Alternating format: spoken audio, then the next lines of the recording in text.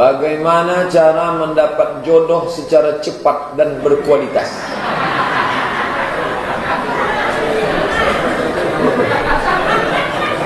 Tak ada nama.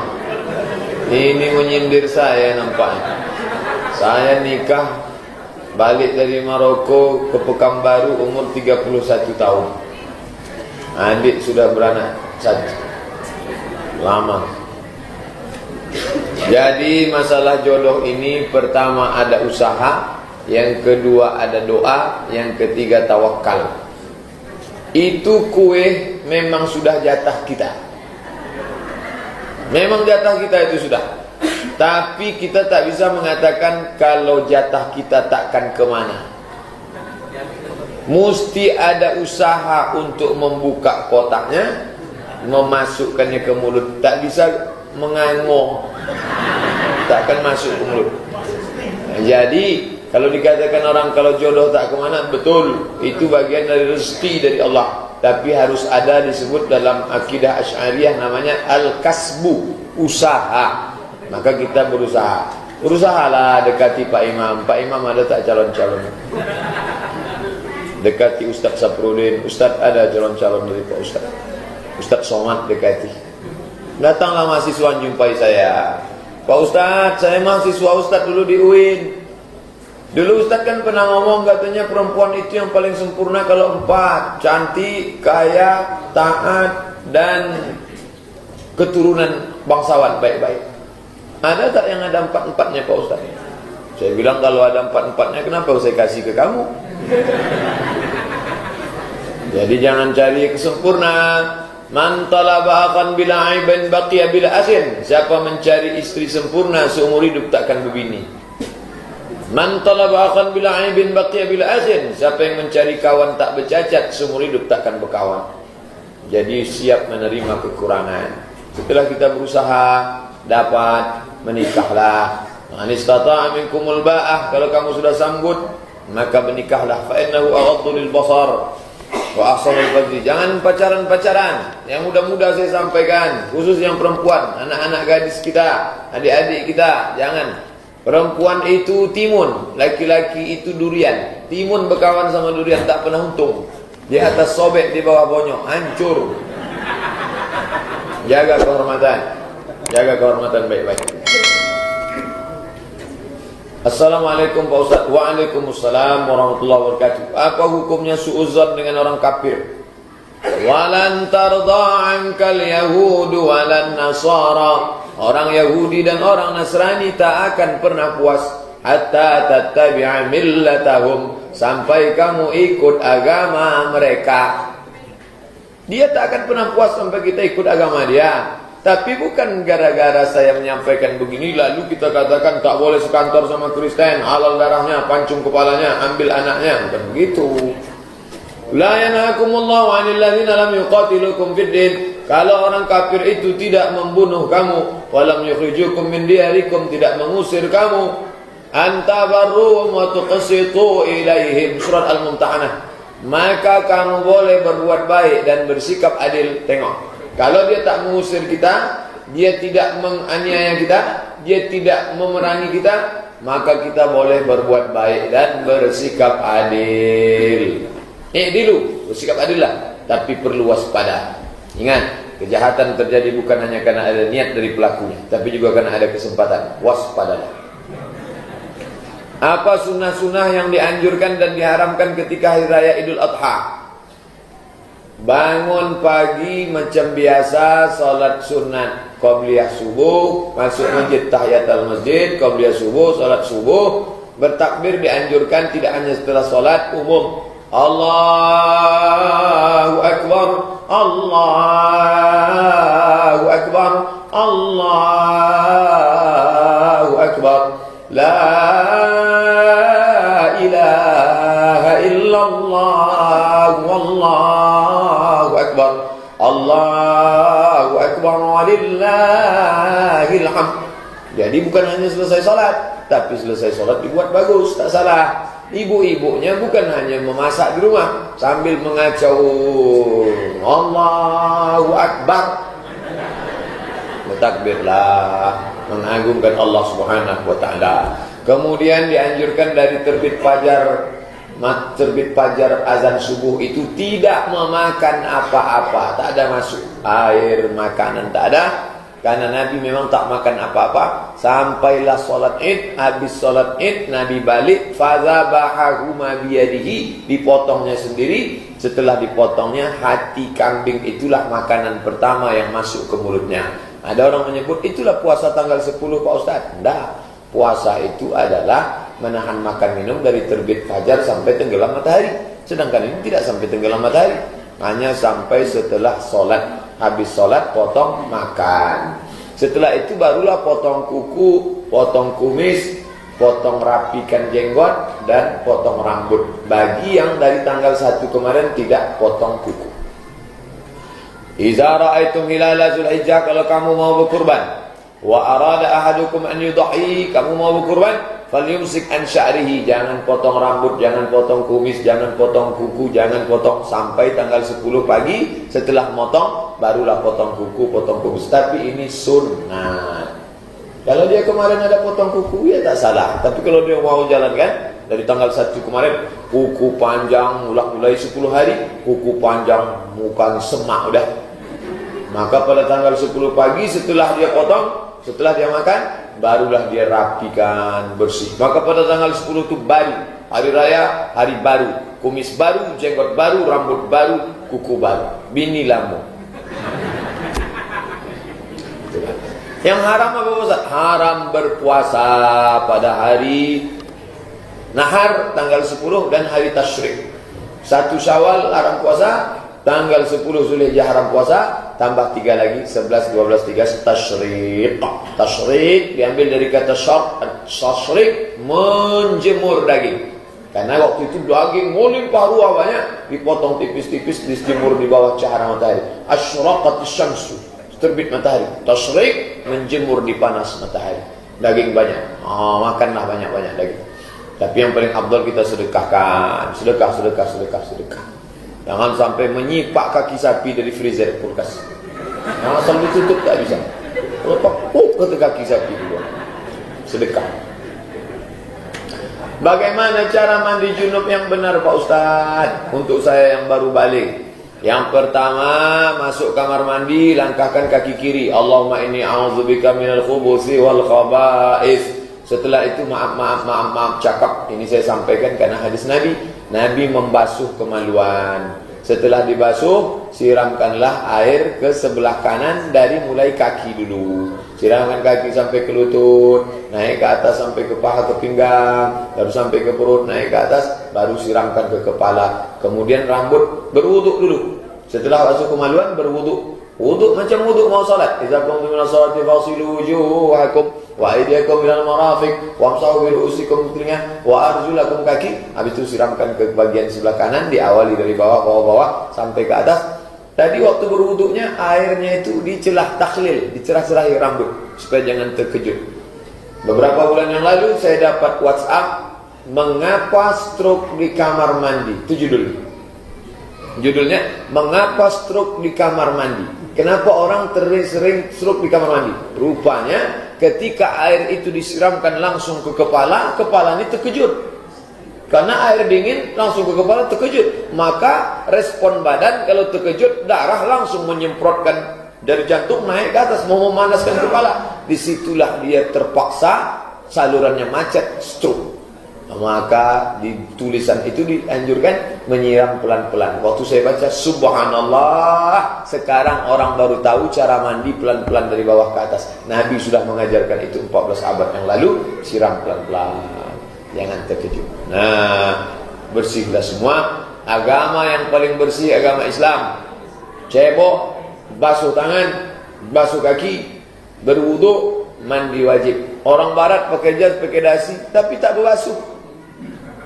Orang Islam ini bersih. Begitulah cara.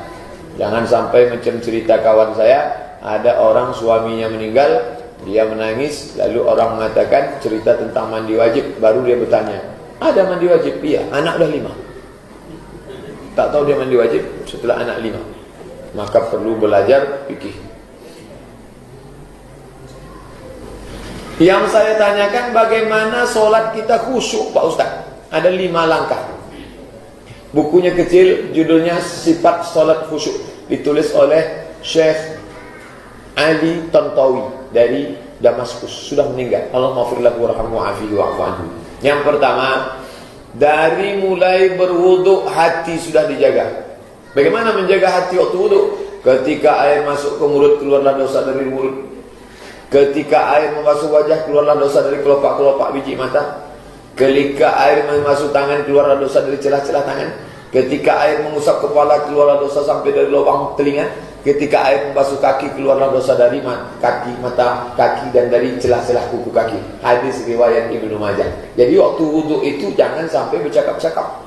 Ini kadang ada orang wudu sambil bercakap, hidupkan itulah mana. Allah bilang jangan.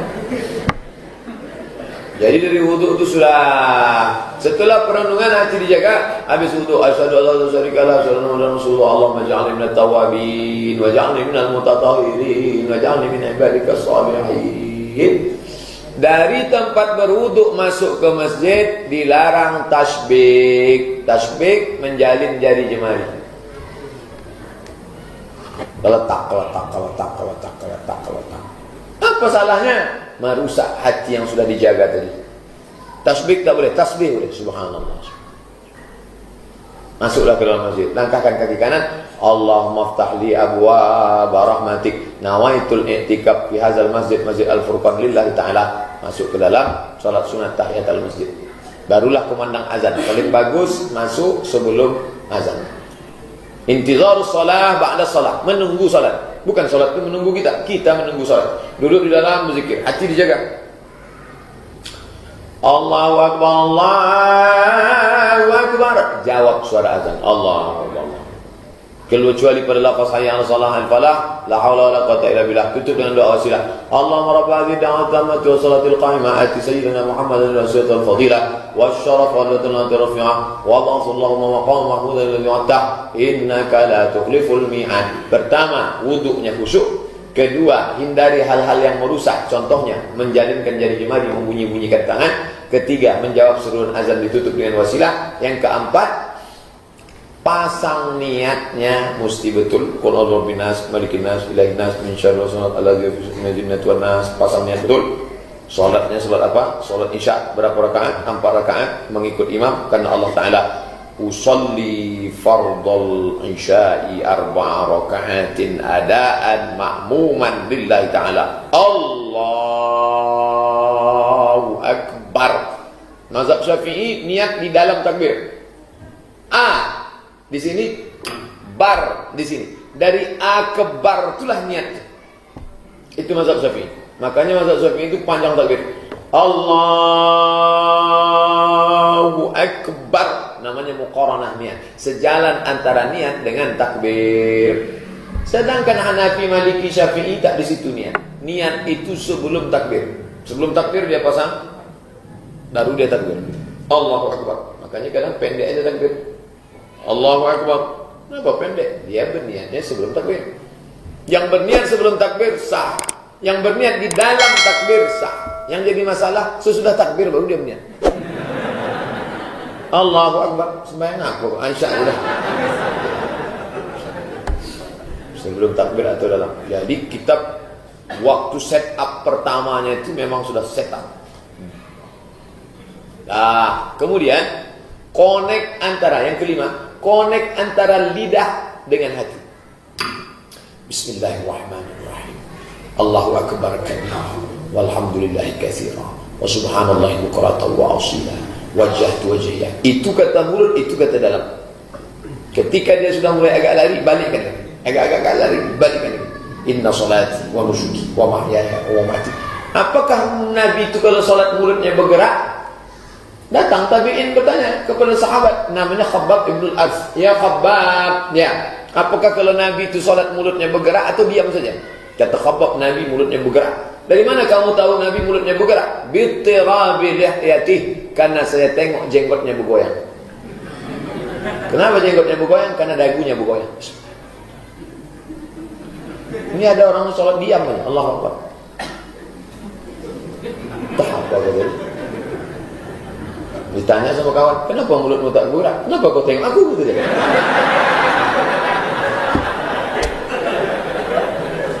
Nah, itu yang kelima. Yang keenam, memahami bacaan. Saya tak menyuruh menghafal arti. Tidak, saya tak menyuruh menghafal arti. Inna solati, sesungguhnya solatku, wa nusuki, ibadahku, wa mahyaya, matiku, hidupku, wa mamati. Bukan begitu. Paling tidak memahami secara umum. Inna solati, wa nusuki, wa mahyaya, wa mamati. La syarika lahu, wa bidzalika umirtu ana. At-tahiyatul mubarakatus salawatut thayyibatul lillah. Assalamu alayka ayyuhan nabiyyu wa rahmatullahi wa barakatuh. Wassalamu alayna wa ala ibadillah. Sembahyang ni macam meniti pematang tanah liat yang licin di tengah sawah. Kadang-kadang kita terpeleset, naik balik, agak-agak lupa, naik balik, agak-agak lalai, naik balik. Jangan sudah lupa, terpeleset, jatuh, pergi ke sempat pula menangguk ikan. Allahu Akbar. Begitulah dia minta bimbing kepada Allah Ta'ala supaya dibimbingnya dalam walladzina hum fi salatihim khashi'un. Ini tentang masalah salat khusyuk. Pak Ustaz, di mana Allah? Allazi ayyanal aina la yuqalu annahu aina, kata Ali bin Abi Thalib. Dia yang sudah ada sebelum tempat itu ada, dia yang sudah ada sebelum kata di mana itu ada, maka tak layak kata itu ditanyakan kepada dia. Ini debat kusir yang tak pernah selesai tentang di mana Allah. Ar-Rahmanu 'alal 'arsy istawa. Allah duduk di atas arasy. Kalau Allah duduk di atas arasy, berarti arasnya di bawah, dia di atas. Karena kalau dia duduk di bawah arasy, berarti dia menjunjung arasy. Kalau dia di atas aras di bawah, sama dia macam Abdul Somad duduk di atas kursi. Sedangkan ayat mengatakan walam yakul lahu kufuwan ahad, laisa kamislihi. Maka dalam masalah ayat-ayat mutasyabihat ini terbagi ke dalam 4 kelompok. Kelompok yang pertama mengatakan tafwid, serahkan itu sama Allah. Pak Ustaz, ya, apa arti Allah duduk di atas aras, Pak Ustaz? Wallahu a'lam bishawab. Ini kelompok tafwid namanya, serahkan sama Allah. Pak Ustaz, apa arti Allah duduk di atas aras? Serahkan aja sama Allah. Jangan jawab-jawab tanya.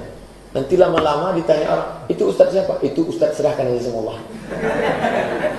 Kelompok yang pertama tafwid, serahkan sama Allah, jangan dibahas-bahas karena ini ayat mutasyabihat. Kelompok yang kedua namanya takwil. Ar-Rahman 'alal 'arsy istawa. Allah duduk di atas aras, bukan Allah duduk di atas aras, tapi maknanya isti'la, Allah berkuasa. Kenapa dikatakan duduk di atas singgasana? Bapak Dr. Andus Haji Herman Abdullah MM duduk di atas kursi singgasana wali kota Pekanbaru selama 2 periode. Bukan dia duduk 10 tahun di atas kursi, maknanya dia berkuasa. Ini namanya Asy'ari. Yang ketiga Mujassimah. Mujassimah menyamakan Allah dengan makhluk. Kalau kalian mau tahu macam mana Allah duduk di atas aras, beginilah macam aku duduk di atas. Oh, ini kafir. Karena dia sudah membatalkan 2 ayat. Yang keempat, ini nama kelompoknya isbat. Isbat itu menetapkan satu sifat bagi Allah, nama sifatnya istiwa. Istiwa itu artinya duduk di atas aras. Allah punya sifat namanya sifat istiwa, duduk di atas aras, tapi duduknya tak sama macam duduk kita. Ini kelompok. Ustaz sendiri condong kemana? Saya secara umum tafwid, serahkan sama Allah. Tapi kalau mahasiswa atau kalangan akademisi bertanya, Pak Ustaz, apa arti Allah duduk atas aras? Ustaz tanya-tanya, serahkan aja sama Allah. Maka tengok, dalam masalah akidah yang paling selamat Asy'ari. Makanya kerajaan Siak Sri-Indrapura, kerajaan Melayu Delhi, kerajaan Aceh itu sudah menetapkan 3 sepakat seluruh Indonesia ini. Dalam masalah akidah Asy'ari, dalam masalah fikih Syafi'i, dalam masalah tasawuf Ghazali. Itu yang ditulis juga dalam konstitusi Nahdlatul Ulama. Dalam masalah akidah Asy'ari atau Maturidi, dalam masalah fikih Syafi'i dengan tetap menghormati Hanafi, Maliki dan Hambali, dalam masalah tasawuf mengikut tasawuf Sunni Junaid Al-Baghdadi dan Abu Hamid Al-Ghazali meninggal 505. Nah, ini tentang masalah masalah ayat mutasyabihat. Itu sebetulnya yang ditanya ini, apakah Allah duduk di atas arsy atau tidak. Ketika Muhammad Al-Fatih menghancurkan Konstantinopel, merubah menjadi Istanbul, ketika itu pendeta-pendeta Nasrani sedang sibuk membahas tiga. Pertama, apakah Yesus itu Tuhan atau manusia setengah Tuhan? Yang kedua, apakah iblis itu besarnya 5 kamar atau 7 kamar? Yang ketiga, apakah malaikat itu laki-laki atau betina? Hebohlah mereka mengkaji ini, masalah skolastik ini, sampai akhirnya Muhammad Al-Fatih merebut kekuasaan. Belajar dari sini, jangan sampai kita sibuk membahas Allah duduk di atas aras atau tidak, akhirnya tanah kita habis diambil Huta Julu, Huta Ginjang, Raja Gubuk, Sinambela. Awak masih juga asik membahas Allah duduk di atas aras atau di mana? Belajar dari kekacauan yang terjadi di Konstantinopel. Asiklah orang Konstantinopel membahas, kalau dia jumpa sama orang, malaikat laki-laki atau perempuan? Malaikat laki-laki atau perempuan? Iblis besarnya 2 kamar atau 3 kamar? Iblis, tanah dia sudah diambil oleh Muhammad Al-Fatih. Ternyata sekarang berbalik masalah itu ke kita. Orang kita sibuk membahas Allah duduk di atas aras atau di mana. Palestina diambil oleh orang Yahudi, dia bingung kacau. Belajar dari masalahnya. Bolehkah kita sholat tahajud witir sedangkan kita tidak? Kita tidur dari sore, sedangkan kita tidur dari sore. Oh, tak ada tidaknya. Sebab kita sebagai penjaga malam. Oh, security. Misalnya security, aman, mau sholat, jangan gara-gara sholat tahajud hilang barang-barang. Menjaga barang ini wajib, sholat itu sunnah. Luang Pak Ustadz, kami ganti-gantian sama kawan, boleh kami sholat? Kalau ada tidurnya namanya tahajud, kalau tak ada tidurnya namanya qiyamul lail. Dua-duanya dapat pahala. Pernah tak Nabi sholat tak pakai tidur? Pernah. Sholat dia dari Isya sampai subuh. Mana pakai tidur? Tapi tidak tiap malam, sekali-sekali. Jadi kalau tidak pakai tidur, qiyamul lail. Itulah yang saya bingungkan sampai sekarang Pak Ustadz, antara tidur dan tak tidur. Jadi mana yang pilih? Satu pun tak saya pilih. Pilihlah. Kalau mau tidur, tidur. Jangan gara-gara mau tahajud sampai tidak qiyamul lail. Kalau pakai tidur dulu, tahajud. Tak pakai tidur, qiyamul lail. Ustaz, apabila kita sholat tahajud dalam masjid, yang mana didahulukan? Sholat sunat tahajud apa sholat sunat tahiyatul masjid? Iza dakhala ahadukumul masjid, kalau kamu masuk masjid fala yajlis, jangan duduk hatta yusalli rak'ataini, sholat sunat 2 rakaat. Hukumnya sunat. Jadi begitu masuk masjid, tahiyatul masjid. Nabi sedang khutbah.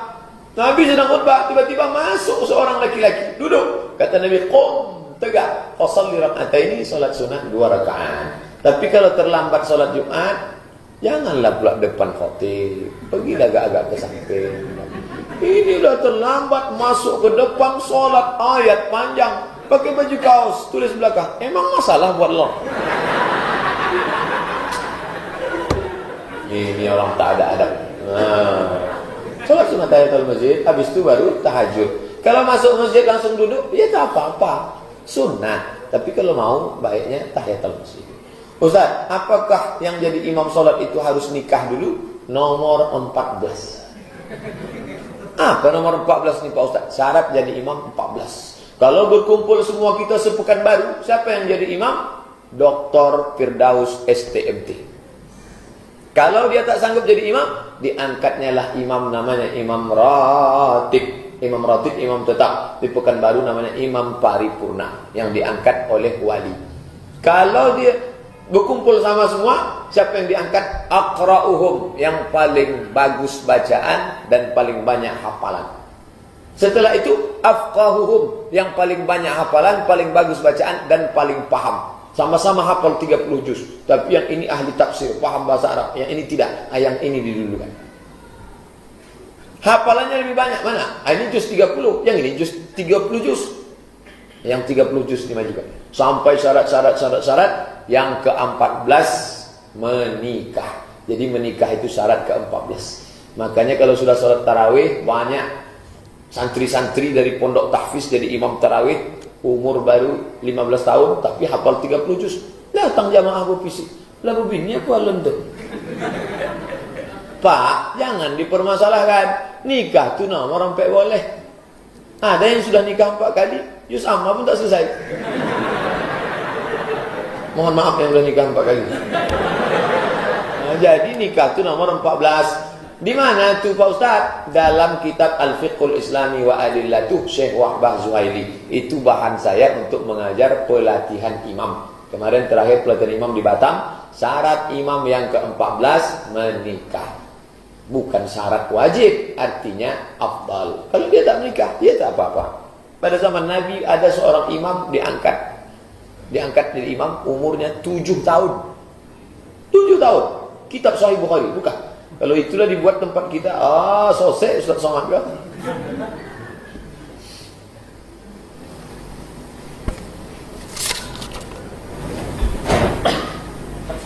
Apa maksud dari gantilah kalungnya? Kalungnya? Gantilah keluarganya lebih baik dari keluarga sekarang. Oh, doa untuk orang meninggal dunia. Gantilah istrinya lebih baik dari istri sekarang. Allahumma ighfir lahu warhamhu wa'afihi wa'fu anhu wa akrim nuzulahu wasa' madkhalahu waghsilhu bil ma'i was-salji wal barad wa naqqihi min al-khataaya kama yunqqa thawbul abyadu min ad-danas wa abdilhu daran khairan min darihi. Gantilah rumah yang lebih baik dari rumah yang sekarang, kampung yang lebih baik dari kampung sekarang, wa ahlan khairan min ahlihi, keluarga yang lebih baik dari keluarga sekarang. Muncul masalah, wa zawjan khairan min zawjihi, istri yang lebih baik dari istri sekarang. Tak tahu saya itu artinya selama ini Pak Ustaz. Kata ibu tu, kok tahu? Tak mau saya bacakan itu. Makanya kalau berdoa itu jangan amin-amin aja. Amin, amin. 2 jamaah haji bapak sama ibu berdoa di Taman Raudhah. Amin. Padahal doa dia, ya Allah tambahlah 1 lagi. Amin. Makanya ibu kalau suami itu doa tanya, apa doa abang tadi? Nah, yang dimaksud itu andai di dunia dia dapat istri tak baik, maka diganti Allah lah dengan yang salihah. Tapi kalau ibu sudah salihah, bidadari tak bisa menggantikan ibu. Engkaulah bidadariku dunia akhirat my honey. Oh so sweet. Bidadari tak bisa membantikan ibu. Kenapa? Almar'u ma'a man ahab, orang akan tetap bersama dengan siapa yang dia cintai. Maka bakti ibu, perbuatan baik ibu tak bisa menggantikan siapapun. Tapi kalau tak baik, maka zaujan khairan min zaujihi. Itu makna doa itu. Bukan semua yang istri baik-baik lalu diganti. Lah. Apakah ada hadis yang mengatakan sebaik-baik wanita adalah yang paling kecil maharnya? Ya. Sebaik-baik perempuan aqalluhunna mahran, aqal yang paling minim maharnya. Supaya apa? Mempermudah nikah. Ketika mahar semakin tinggi, maka zina semakin murah. Ketika nikah makin tinggi, zina makin murah. Kau kenapa belum lagi menikah? Calon mentua saya minta Pak Ustaz, apa? 40 juta. Syarat apa tuh? Malumpek pagar. Oh, nikah sama ini Pak Ustaz, cuci tangan emas. Nikah sama ini, aqalluhunna mahran, yang paling sedikit maharnya. Tapi mahar itu yang layak. Jangan pula gara-gara paling sedikit mahar, nikah dengan mahar sepasang sendal swallow. Jamaah datang tanya ke saya, Pak Ustaz, apa hukumnya nikah dengan sepasang sandal swallow? Sah. Ma sahha an yuba'a, sahha an yakuna mahran. Kalau sah dijual, maka sah jadi mahar. Itu hukum. Tapi kalau berkelahi nanti kan masalah. Iya, waktu sedang senang, waktu ketawa. Pas sedang berkelahi, alah, kau dulu pakai sandal jepit kupingan. Maka yang paling elok maharnya adalah emas. Kenapa emas? Mana tahu rumah tangga ini dipukul ombak, dihempas gelombang, bisa emas itu dijual sebagai modal. Ini seperangkat alat sholat. Seperangkat alat sholat nikah tahun 80. Sekarang tinggal tak alat sama lapuknya lagi. Ada anak gadis jamaah mau nikah, Pak Ustaz, apa mahar yang paling bagus? Emas. Kalau dia tak sanggup, Pak Ustaz, waktu Nabi sedang ceramah, tegaklah perempuan. Apa kata si perempuan itu? Inni wahabtu laka nafsi. Aku berikan diriku ini untukmu ya Rasulullah. Rasul diam, tak ada komentar, diam saja Rasul. Karena Rasul diam, tegaklah laki-laki. Apa kata dia? Ya Rasulullah, kalau kau tak mau, untuk aku ya. Kata Rasulullah, serius mau sama dia? Iya. Iltamis walau khataman min hadidin. Pergi balik ke rumah cari cincin besi. Balik ke rumah cari cincin besi. Tak ada. Makanya ibu hati-hati kalau bapak ada cincin besi. Cepat prosesnya tu. Tak ada cincin besi. Datang lagi, tak ada ya Rasulullah. Cari lagi, cari ke rumah, dapatlah kain selai. Ada ya Rasulullah, ni kain selai. Kata Nabi, kain berapa? Selai. Kalau kainmu selai, nanti kau nikah, istrimu pakai kain, kau pakai apa? Diam, dia lama suasana hening. Maka kata Nabi, hal ma'aka minal Quran? Apakah engkau ada hafal Quran? Surat kada, surat kada, surat kada, surat kada. Saya hafal surat ini, surat ini, surat ini, surat ini. Maka Nabi nikahkan dia. Apa kata Nabi? Zawajtukaha bima ma'aka minal Quran. Ku nikahkan engkau dengan dia dengan mahar mengajarkan Al-Quran. Begitu. Sekarang kan tak begitu. Ku nikahkan engkau dengan aku dengan mahar seperangkat alat solat dan kitab suci Al-Quran tak pernah dibuka sampai mati tunai. Balik dari sini, buka Quran tu balik, duduk bersama. Jangan gara-gara ini pula, bu, rupanya nikah kita bermasalah. Nah, nikah dulu tu sah. Ini saya tak ingin gara-gara Ustaz Somad hancur rumah tangga kami kembali. Apa hukum pada 10 hari ini kita tak boleh potong kuku, rambut? Sudah dibahas dah. Ulang balik Pak Ustaz, capek. Idza ra'aitum hilal Dzulhijjah, kalau kamu sudah melihat hilal Dzulhijjah, wa arada ahadukum an yudhi, kamu bawa kurban, falyumsik an sya'rihi, jangan potong rambut, jangan potong kumis, jangan potong jenggot, wa azfarihi, jangan potong kuku. Setelah motong kambing pagi itu, makan sesuap barulah potong. Itu adalah terapi dari Nabi SAW. Bukan rukun, bukan syarat, bukan wajib, bukan rukun, bukan syarat, bukan wajib. Dilaksanakan bagus. Apa dalil makna berkurban Pak Ustaz? Fasalli li rabbika, sembayanglah solat Idul Adha, wanhar, berkurbanlah. Itu ayatnya. Ada ayat yang lain, wal budana ja'alnaha lakum, onta-onta yang kalian sembelih itu kami jadikan min sya'airillah, syiar agama Allah.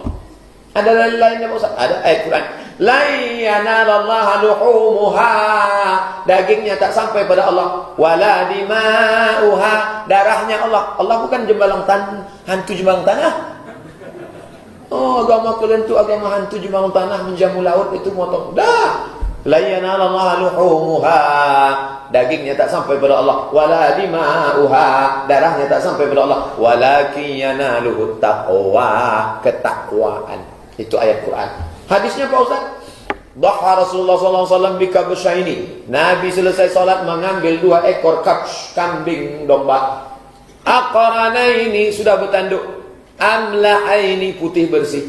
Lalu kemudian Nabi baringkan, fadzabahahuma biyadihi, Nabi potong dengan tangannya sendiri. Bismillah, wallahu akbar, Allahumma minka walaka, akala min kabidi udhiyati, Nabi memakan hati hewan kurbannya.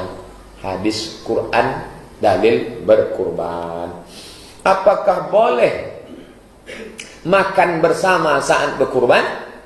Daging, sapi, kambing, onta, kerbau sampai banyak. Tiba-tiba datang satu ibu-ibu, bapak-bapak membawa pisau, ambil 5 kilo, ambil 5 kilo, ambil 5 kilo, cincang halus-halus, kasih bawang, kasih masak sup. Ayo kita makan, ayo makan. Allahumma barik lana fima razaqtana. Yummy. Ini yang dimakan ini daging siapa? STJ, status tak jelas. Maka bagaimana cara menghalalkannya Pak Ustaz?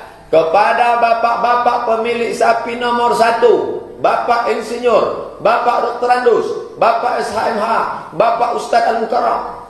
Datanglah mereka 7. Pak, jatah Bapak di sini ada 20 kilo kan? Minta kami 10 kilo, kami masak pagi ini untuk sarapan ya Pak. Ambillah, sah, masaklah. Kalau ada satu preman tak mau ngasih, ayunkanlah pisau. Pak, minta kami 10 kilo, ambil. Alah.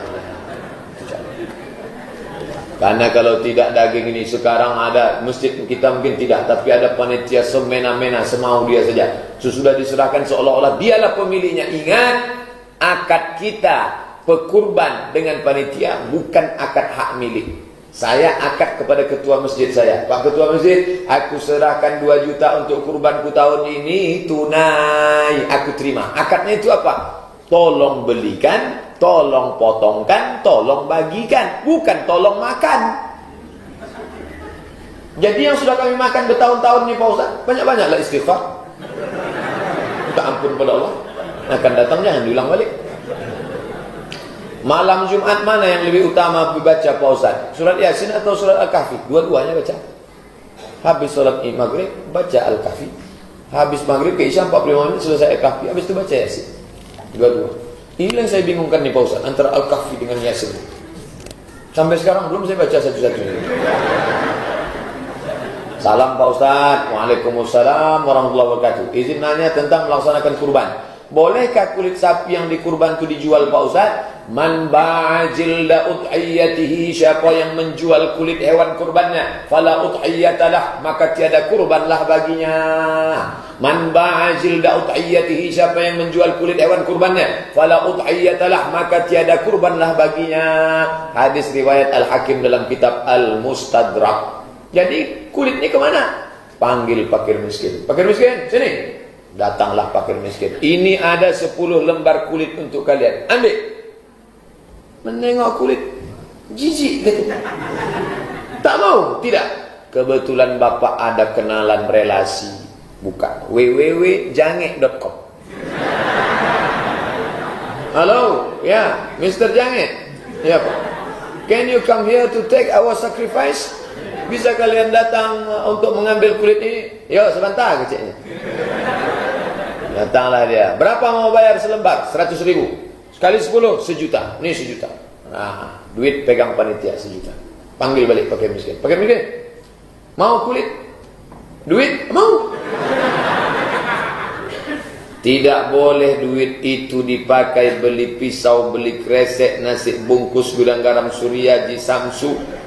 Maka serahkan semua ke fakir miskin menurut dalil yang kuat. Tapi panitia yang punya kenalan merubah kulit jadi duit boleh.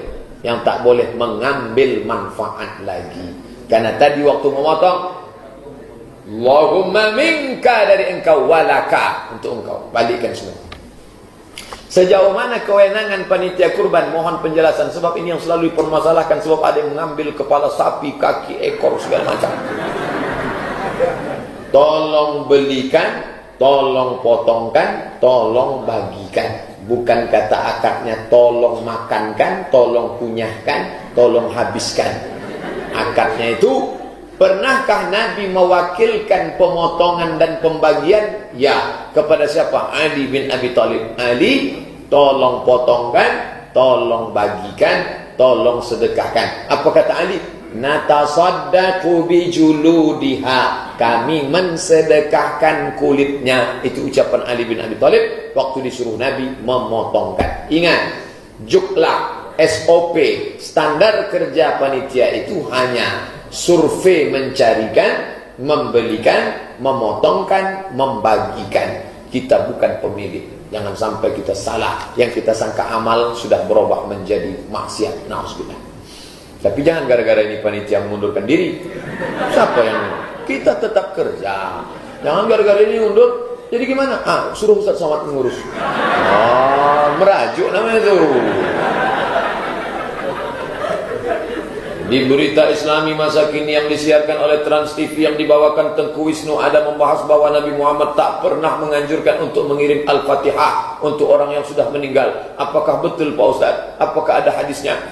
Kalau ada orang meninggal dunia, hadis pertama, kalau ada orang meninggal dunia, asri'u lahu, cepat-cepatlah kuburkan. Jangan jenazahnya tahan lama-lama. Saya sampaikan sudah ke istri saya, kalau aku mati cepat-cepat kuburkan. Mati maghrib ba'da isya kuburkan. Bagaimana makam malam? Abu Bakar Siddiq meninggal dimakamkan malam. Tempat kita banyak lampu. Tak ada menggali, carikan ekskavator. Jangan tunggu sampai besok. Sudah saya sampaikan itu.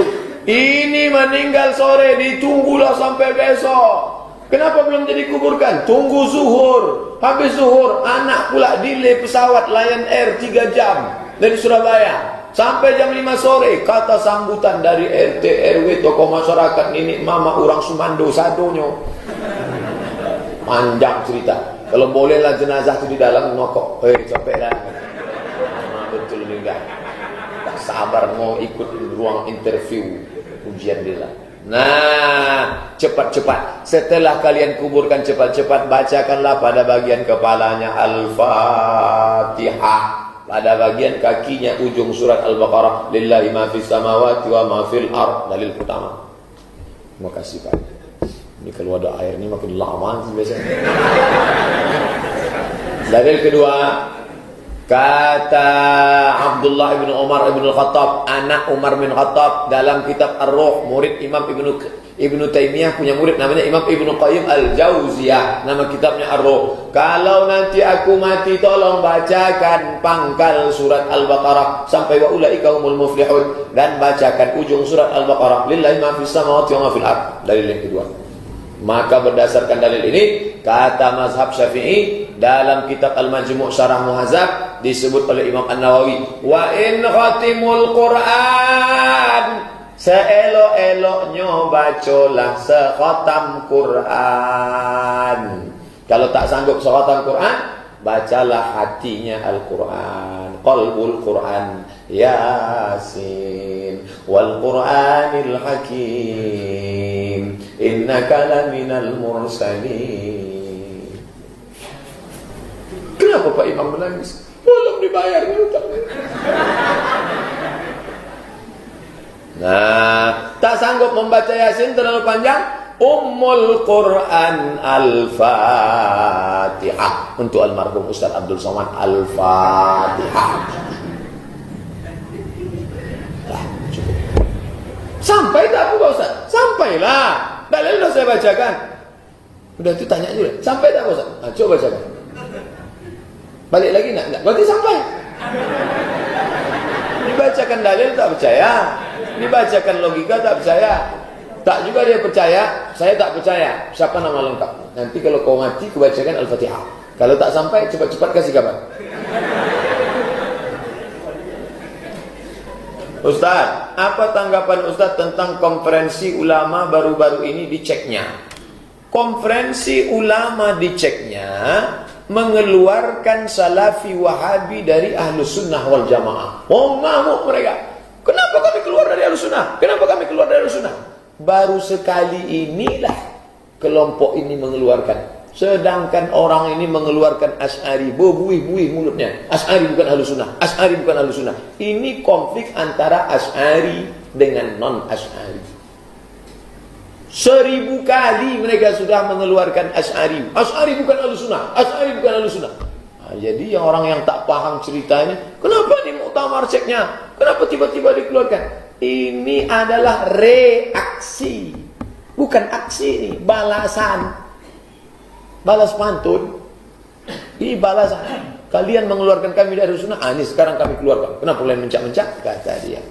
Tapi saya setelah balik dari Talang Mamak tak tertarik lagi dengan ini. Dulu saya pantang dipancing masalah-masalah. Tapi setelah balik ini saya lebih fokus bagaimana orang Talang Mamak ini bisa Islam. Bagaimana kemarin membebaskan tanah. Makanya saya kemarin berubah judul ceramah Sabtu subuh. Bapak Ibu, mereka ini akan menjadi Kristen. Nauzubillah, kita akan ditanya di hadapan Allah. Ada 10 hektar tanah, marilah kita bantu. Begitu selesai datang bapak-bapak, saya ambil 2 hektar Pak Ustaz. Saya ambil 2 hektar, habis 10 hektar. Jadi untuk kami Pak Ustaz, bangunlah lokalnya. Banyak lagi. Ini kita selamatkan. Adapun perdebatan tentang ini tak selesai-selesai. Tapi mesti bahas, kalau tidak nanti oleh sebab itu maka ini jangan gara-gara ini umatnya terbengkalai. Usaha apa yang dilakukan agar anak selalu tetap menjalankan solat dan patuh kepada orang tuanya, baik tingkah lakunya. Padahal setiap habis solat selalu saya doakan Pak Ustaz. Yang pertama, orang tuanya solat. Sholat. Ayah kenapa tak pernah sholat? Ayah ada tugas luar kota ini. Memandikan kuda tak sama memandikan beruk. Kalau memandikan kuda ikut kita mandi, memberusnya ke sungai. Tapi kalau beruk diikat dia, suruh dia mandi, kita tonton. Maka kita mengajak dia sholat. Saya kalau balik ke kampung ingat di mana tempat saya sholat, diajak ayah saya dulu sholat di sini, malam takbir, sholat tarawih. Ingat, semua itu ingat di kepala. Maka anak-anak ini diajak. Emak saya juga gitu. Saya anak pertama, adik-beradik 2 orang. Di rumah tak ada orang, tak ada kakak. Maka saya dibawa kemana-mana. Makanya kalau acara barzanji, acara marhaban, itu ikut. Al-jannatu wa na'imuha sa'dun liman yusalli wa yusallim wa yubarik alaihi. Ikut semua. Allah. Ditanya jamaah, Ustaz di mana belajar barzanji? Tak pernah saya belajar. Asal mak saya pergi barzanji, saya ikut. Yang sasaran saya bukan barzanjinya, telur ayamnya itu. Sama perut kuning. Jadi anak-anak ini didiklah marhaban. Sallallahu ala Muhammad sallallahu alaihi wasallam. Itulah yang selalu di telinga nih. Kalau pun nyanyi nasib. Bila Israel datang memanggil. Sekarang ibu-ibu lagunya keong racun, kucing garong, cinta satu malam, kabi-kaci kabigam, kucu-kucu otahe. Itulah yang menghancurkan anak ini. Ayah tak sholat. Di sekolah diajarkan guru, nak jangan bercelana pendek. Di rumah ayahnya celana pendek. Udahlah hitam, lutut bekudis, celana pendek. Jadi kita yang merusak anak-anak kita ini. Betul kata Nabi, ma min mauludin illa yuladu 'alal fitrah. Setiap anak yang lahir itu dalam keadaan fitrah. Kata Abu Hurairah, mana fitratul Islam. Anak itu sesuci Islam. Fa abawahu yuhawidanihi, orang tuanya merubahnya jadi Yahudi, ayu nasranihi, merubahnya jadi Nasrani, ayu majisanihi, merubahnya jadi Majusi. Anak-anak itu kursuskan kaligrafi, menulis. Mungkin bakat dia di seni, kan cantik. Kursus tengok bakat. Anak saya ini Pak Ustaz nulis kacau macam cakar ayam. Mungkin jadi dokter nanti itu insyaAllah. Jadi gimana? Suaranya bagus. Pergi bawa ke masjid kantor gubernur. Itu hari Ahad pagi dulu ada mengaji. Masjid Ar-Rahman. Ustaz Qori. Bismillahirrahmanirrahim. Bawakan ke sana. Apa bakat dia? Arahkan ke situ. Ini semuanya penting. Diajak dia tahajud malam. Diajak dia beribadah, bawa dia ke masjid. Dan yang paling penting dikasih makan halalan thayyibah. Disuapkan makan riba, disuapkan makan riswah, disuapkan makan haram. Dia hijau, suci tak berdosa. Disuapnya lah makan haram, riba, kotor. Dulu ada namanya duit tunjangan. Sekarang duit tunjang, duit sikut, duit sipak, duit sundul. Itulah yang disuapkan ke anak. Makannya sepiring nasi, semangkok mie yang dimakannya berubah menjadi setetes darah. Setetes darah masuk ke dalam jantung. Jantung menyemprotkan darah naik ke otak. Isi otaknya haram. Heran saya anak saya ini Pak Ustaz, haram aja isi otaknya. Gara-gara dikasih makan haram. Jaga. Assalamualaikum Pak Ustaz. Waalaikumsalam warahmatullahi wabarakatuh. Apa benar kata orang tua dulu menentukan hari pernikahan dan buat suatu usaha atau membuat warung kecil harus ditentukan hari yang bagus? Dan ada yang mengatakan menikah sebelum lebaran haji itu kurang baik. Apakah kita harus meyakini itu atau tidak Pak Ustaz? Sedangkan dalam Islam tidak boleh percaya yang tidak-tidak, apalagi dalam masalah baik atau baiknya hari itu. Sekian dan terima kasih Pak Ustaz dari Armansyah Sri Indrapura Riau Indonesia. Balas. Kalau mau lembut bisa balas.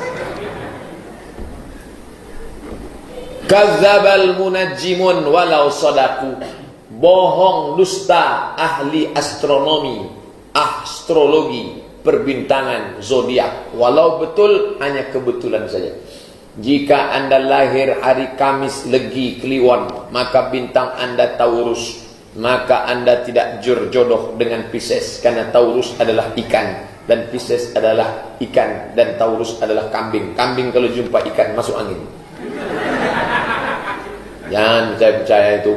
Pokoknya hari-hari itu adalah baik, berusaha, berdoa, tawakal kepada Allah. Pengaruh astrologi, perbintangan, peredaran bulan dan bintang mempengaruhi nasib, itu masuk sampai hari ini. Orang-orang tua pun banyak percaya, makanya dia selalu akses www.ramalan.com. Namanya zodiak. Anda ingin tahu peruntungan Anda besok? Jangan lupa ramalan. Ketik rek spasi ramal, kirim ke 9090. Untuk membatalkan, ketik anrek. Sudah anrek 3 kali, tak batal-batal. Assalamualaikum Pak Ustaz, apa hukumnya bila berkurban 1 ekor sapi tapi uangnya separuh saya dan adik saya? 1 sapi berdua. Jangankan berdua, Nabi sendiri ontanya 100 ekor. Sapi berdua sah, sapi bertiga sah, sapi bertujuh sah, sapi berlapan tak bisa. Batas maksimal 7, 8 tidak. Mana dalilnya? Naharna ma'an Nabi sallallahu alaihi wasallam amal Hudaybiyata. Kami menyembelih kambing, kami menyembelih kurban pada Amul Hudaybiyah. Amal Hudaybiyah tahun ke-6. Al-Baqarata an sab'atin, 1 ekor sapi 7 orang. Al-Badanata an sab'atin, 1 ekor onta 7 orang. Kurang boleh. Ini kurang nih, berdua. Jangankan berdua, Nabi sendiri dipotongnya 63 ekor. Setelah itu pisau dia kasih kepada Ali, Ali potong 37. 63 tambah 37 sama dengan 100 ekor onta. Presiden SBY berkurban 1 sapi Australia. Heboh orang se-Indonesia. 1 sapi, 1 presiden. Nabi sendiri 100 ekor onta. Kali sapi paling murah 1 ekor onta paling murah 35 juta kali 100, 3,5 miliar kurban Nabi. Boleh, kesimpulannya boleh. Pak Ustaz, mohon penjelasan bila berkurban 1 ekor kambing niatnya untuk kami 1 keluarga. Ini kurban kelas ekonomi. Kalau mau yang kelas pertengahan, itulah 1 orang 1 porsi. Kalau yang mau VVIP, itulah yang dibuat Nabi. Nabi sendiri 100 ekor unta. Jadi kalau mau menyampaikan, sampaikan 3-3. Jangan sampaikan 1. Akhirnya sekarang efek dari fatwa 1 rumah 1 kambing, 1 rumah 1 kambing. Banyak yang tahun lalu mengasih 8 juta, sekarang tinggal 1.900.000. Gara-gara fatwa itulah. Banyak berkeliaran. Kita tak sama dengan Arab Saudi. Orang Arab Saudi tiap hari makan daging. Orang kita makan kangkung, makan ikan teri, makan kangkung sambal belacan. Anak 10. Maka berkurban banyak-banyak. Ini untuk saya 2 juta. Ini istri saya 2 juta. Ini anak kami pertama 2 juta. 1 sapi ini untuk kami ber-7. Itu level 2. Level 3, yang paling kaya. Siapa yang paling kaya di Riau ini? Punya duit banyak. Ini 100 sapi untuk saya sendirian. Itu baru VVIP. Jangan sampaikan 1 saja. Perlu sampaikan banyak pendapat. Tentang kata tuntutlah ilmu dari buayan sampai ke liang lahat. Itu Ustaz pernah mengatakan bahwa bukan hadis tapi ungkapan ulama. Ini referensinya ada kitab apa Pak Ustaz? Tafsir An-Naisaburi. Nama tafsirnya An-Naisaburi. Apa ungkapannya? Utlubil ilma minal mahdi ilal lahdi. Sedangkan dalam kitab Qami' Tughyan, ucapan di atas benar hadis Nabi. Ini bagaimana Pak Ustaz? Apa ini ada ikhtilaf antara? Banyak yang dikatakan hadis bukan hadis. Qala Rasulullah, qala Rasulullah, qala Rasulullah. Mana sanadnya? Baru disebut dia hadis kalau ada sanad. Imam Bukhari Pak Ustaz, dari siapa? Abdullah bin Maslamah. Dari siapa? Dari Abu Malik bin Anas. Dari siapa? Dari Abu Zinad. Dari siapa? Dari Al-A'raj. Dari siapa? Dari Abu Hurairah. Dari siapa? Dari Muhammad sallallahu alaihi wasallam. Setelah ada sanadnya, tengok periwayatnya, apakah dia adil? Setelah adil, dhabit, kuat ingatan, selamat dari saz, selamat dari illat. Hadis itu ada rukunnya. Makanya jangan beli buku kalau di dalamnya tidak ada HR Bukhari, HR Muslim, HR Al-Hakim, HR Malik, HR Tirmizi, HR Ibnu Majah. Hadis riwayat siapa? Itu cara simpel untuk mengetahui hadis atau bukan hadis.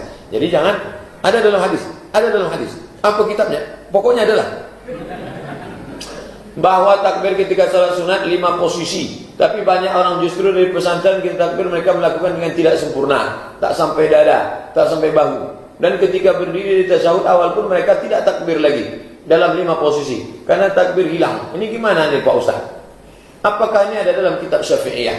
Hadis kata Imam Syafi'i, in sahal hadis fahuwa mazhabi. Kalau hadis itu sudah sahih, maka itulah mazhabku. Mengangkat tangan dalam salat 4 posisi. Pertama takbiratul ihram, Allahu Akbar. Yang kedua ketika mau ruku, Allahu Akbar. Yang ketiga bangkit dari ruku, Sami Allahu liman hamidah. Yang keempat bangkit dari tasyahud awal, At-tahiyatul barakatuh. Waktu bangkit itu akan Allahu Akbar. Itu saja. Tapi dia tamat pesantren. Tamat pesantren itu kalau makan tidur aja di pesantren. Tentang hadis jangan jadikan kubur sebagai tempat sholat. Saya tahu ini maksudnya bahwa kita tidak sholat meminta ke yang dikubur, tapi kubur yang minta doa dari orang yang sholat. Tapi saya lupa ini dalam syarah apa Pak Ustaz. Ini hadis sahih Bukhari Muslim.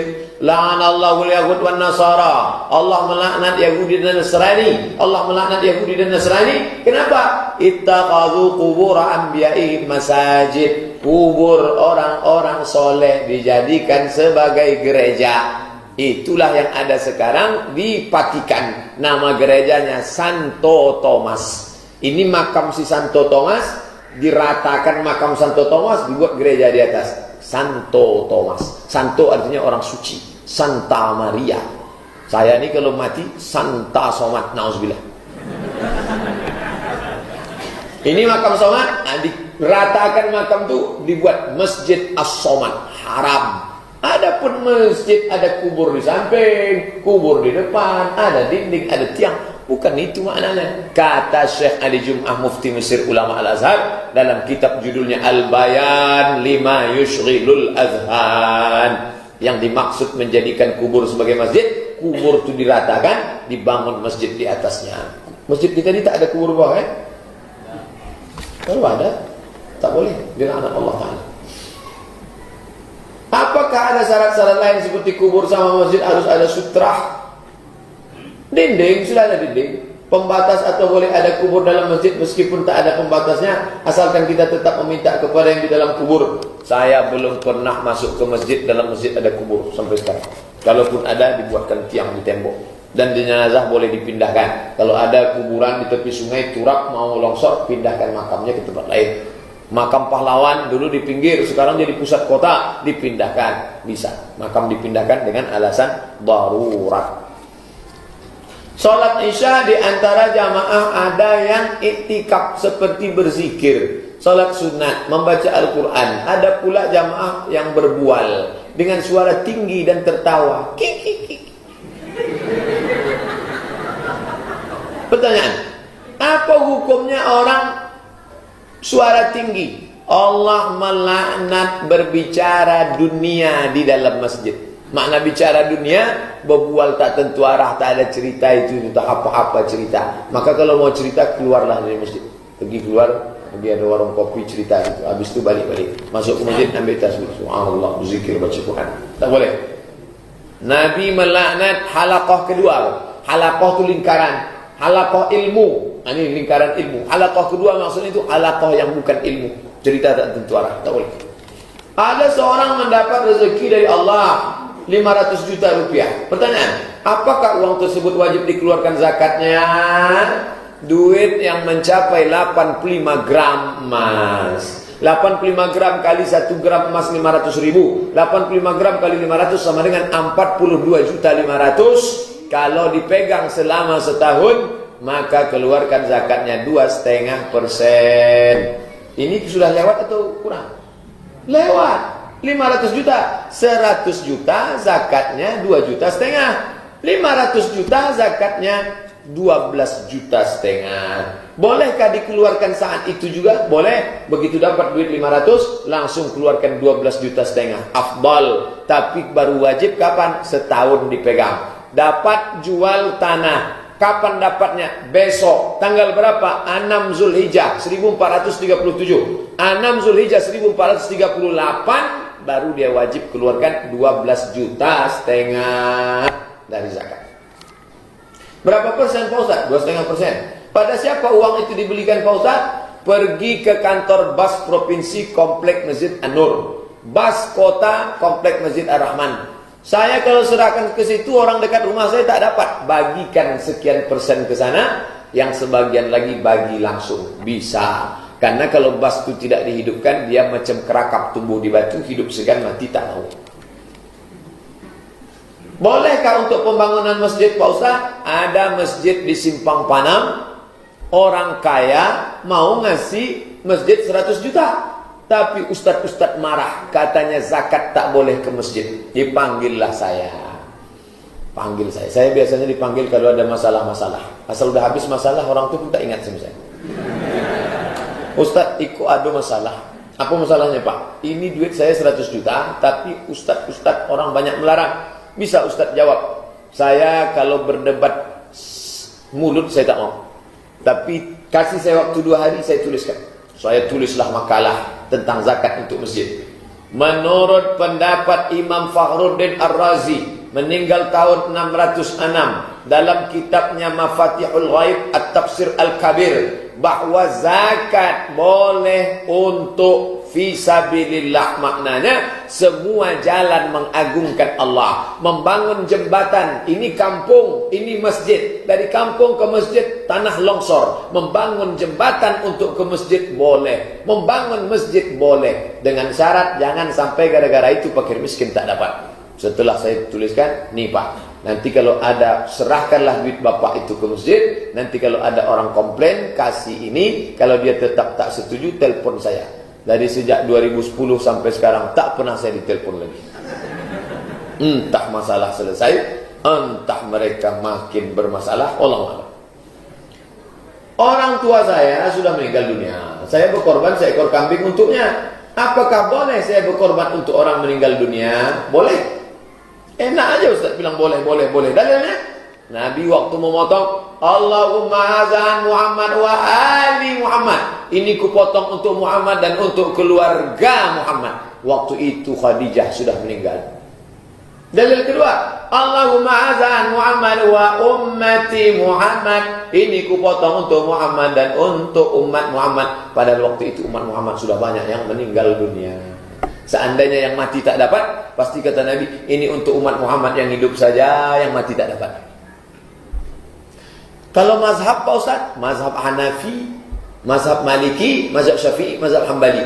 Menurut mazhab Syafi'i, berkurban untuk orang meninggal dunia kalau dia dulu ada wasiat. Nah, kalau kau nanti kaya banyak duit, tolong kurban ya. Kalau tak ada wasiat, tak perlu. Mazhab Syafi'i. Mazhab Maliki, kalau ada wasiat, buat. Kalau tak ada wasiat, dibuat juga boleh, tapi makruh. Mazhab Hanafi, ada wasiat, tak ada wasiat, buatlah. Tapi dagingnya tak boleh dimakan. Bagikan semua ke fakir miskin. Mazhab Hambali yang paling mudah dalam masalah ini. Tidak perlu wasiat, dagingnya boleh dimakan. Dan lupa pula. Tak perlu wasiat, dagingnya boleh dimakan. Dan pahalanya sampai. Maka dalam hal ini, setelah mendengar penjelasan Ustaz, nampaknya saya lebih condong ke Syafi'i, Pak Ustaz. Kenapa? Tak ada wasiat. Rupanya tak mau keluar duit 2 juta. Orang sekarang ini banyak bakal-akal dan belakang. Apakah daging kurban tersebut boleh dimakan? Boleh. Tapi katanya ada yang bilang tak boleh makan. Hanafi yang bilang tak boleh. Maliki, Syafi'i, Hambali boleh makan. Kebiasaan di masjid ini sesudah sholat maghrib ada jemaah yang tidak pulang sambil menunggu sholat isya. Di antara jamaah tersebut ada yang etikaf. Bagus, berzikir, baca Quran. Tapi ada pula yang mengobrol dengan suara tinggi dan ketawa. Oh, itu sambungan CD. Saya langsung CD kedua tadi. Janganlah. Bacalah Quran, berzikir. Dalam masjid jangan duduk di dekat kawan yang terlalu akrab. Kalau nampak dia di situ, pergi kita situ. Karena kalau udah dekat disenggolnya bahu. Awak yang lah tua pun balik, budak-budak balik. Itu pengalaman saya pribadi. Asal saya masuk, nampak saya, kawan saya, pindah saya ke. Saya sama Ustaz Saprudin, ini kalau sempat duduk dekat, memang.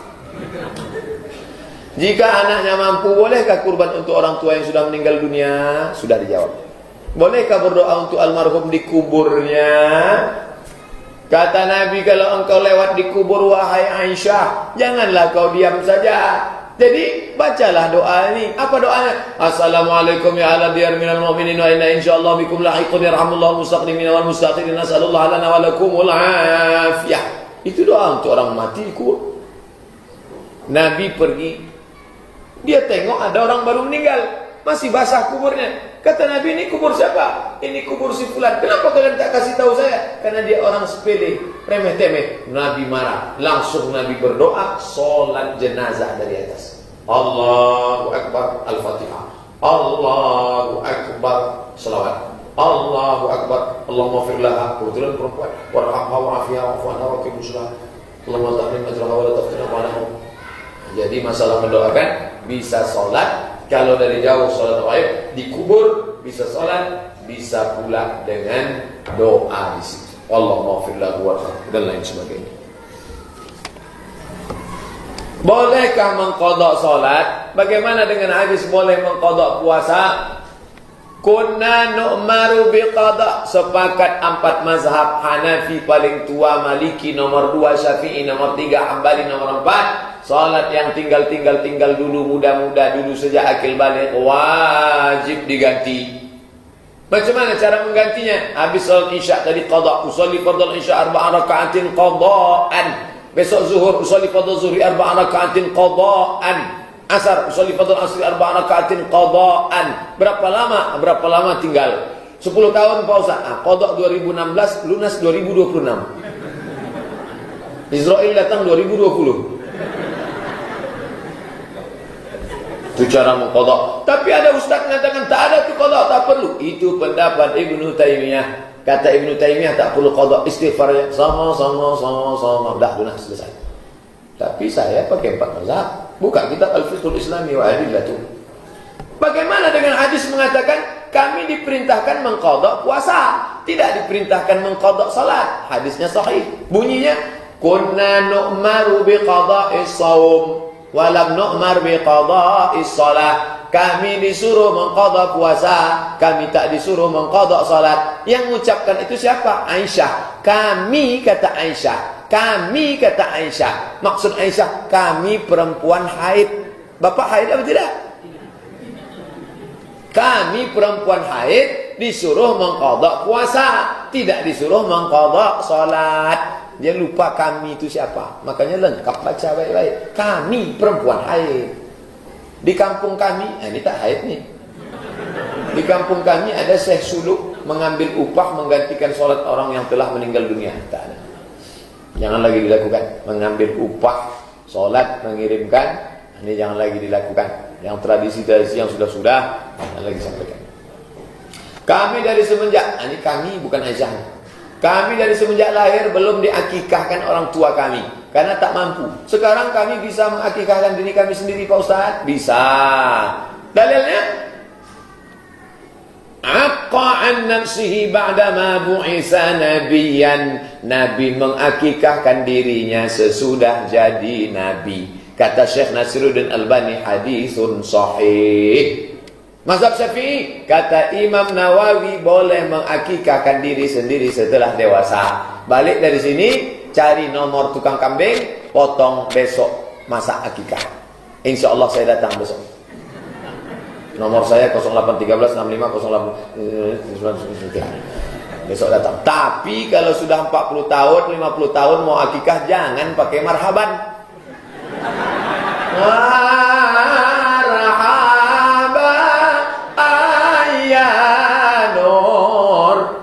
Disangkan cucu dia lupa nenek bayu. Patah dia ayana. Bolehkah kita ikut berkurban sedangkan kita belum diakikahkan orang tua kita? Tidak ada hubung kait akikah dengan kurban. Sebagian orang menganggap akikah itu wudhu, kurban itu solat. Siapa yang tak berakikah tak boleh kurban karena tak boleh solat kalau tak berwudhu. Ini qiyas ma'al farik. Kiasnya tak betul. Kenapa? Karena akikah Abdul Somad itu tanggung jawab ayah Abdul Somad kepada Abdul Somad. Sedangkan kurban Abdul Somad tanggung jawab Abdul Somad terhadap diri Abdul Somad. Dan akikah itu hukumnya sunat muakkad, bukan wajib. Kau kenapa tak akikah? Kata Ustaz kalau tak kenapa tak berkurban tahun ini? Kata Ustaz kalau tak akikah tak boleh berkurban. Rupanya itulah alasan dia tiap tahun tak berkurban.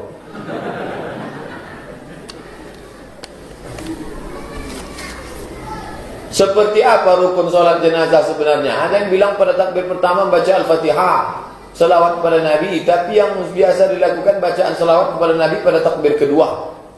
Allah usalli ala hazal maiti arba'a takbiratin fardal kifayati ma'muman Allah ta'ala. Takbir pertama, Allahu Akbar, Al-Fatihah. Yang kedua, Allahu Akbar, Allahumma salli ala sayyidina Muhammad wa ala ali Muhammad. Sampai habis. Yang ketiga, Allahu Akbar, Allahumma fir lahu warhamhu wa'afihi wa'fu anhu wa akrim nuzulahu wa sima dakhalahu wa asiluhu bil ma'i wa salli wal barak. Kalau dihabiskan doa pada takbir ketiga, takbir keempat tak ada doa lagi. Makanya di Makkah itu takbir keempatnya pendek karena doa dikumpulkan semua di takbir ketiga. Sedangkan kalau takbir ketiganya pendek, nanti keempat ditambah lagi. Allahumma la tahrimna ajrahu wa la taftina ba'dahu wa firlana wa lahu wa li ikhwanina alladhina sabaquna bil iman. Itu saja yang ada ikhtilaf antara takbir ketiga dengan keempat. Adapun satu kedua tak ada ikhtilaf. Ini aneh bin ajaib ini. Apa hukum solat berjamaah itu sah apabila imamnya tak betul baca Fatihah dan memiliki tatu?